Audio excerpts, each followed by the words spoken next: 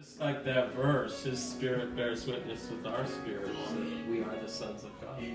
Just a little bit. I want to share this too really quick. I heard the speaker a couple of weeks ago, and he encapsulated it so perfectly. He said the spiritual religion starts with work. You work, and then maybe if you work hard enough, then maybe you might have a little something.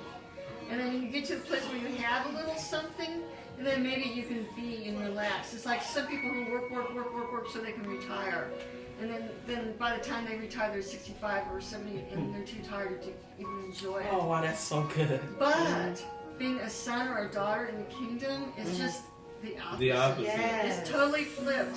We start from the place of being. Rest. Yeah. We start from the place that we're totally accepted in the beloved. We don't have to do a darn thing. We don't have to do anything at all. All we have to do is just receive and be in a receptive mode and be able to receive everything that He has already done for us.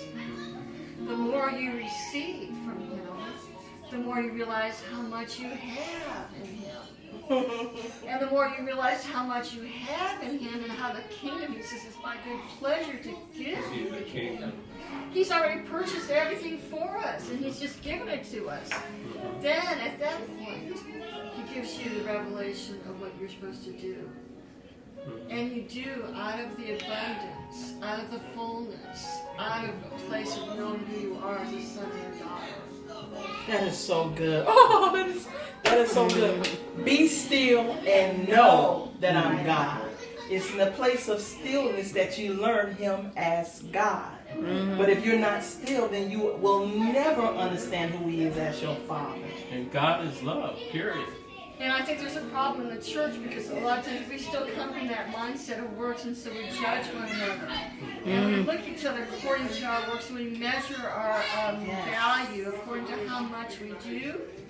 And we say the more we do and the busier we are, this is a lie that we believe, the more we do and the busier we are, the more valuable we are in the kingdom.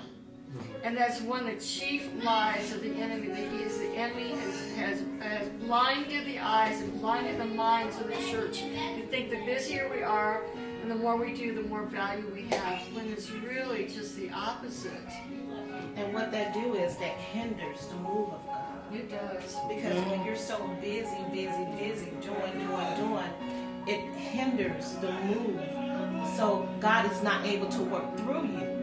If you're still and you're listening to what the Lord is saying, then you're able to move in the current of God.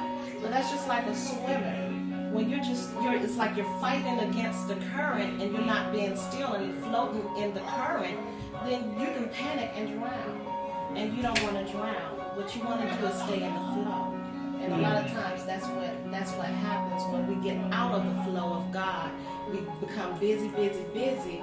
And what happens is we end up drowning. And we can't hear the voice of the Lord. The busier we are, sometimes the world tries to keep our attention, and we get so distracted so that our attention span starts getting narrowed.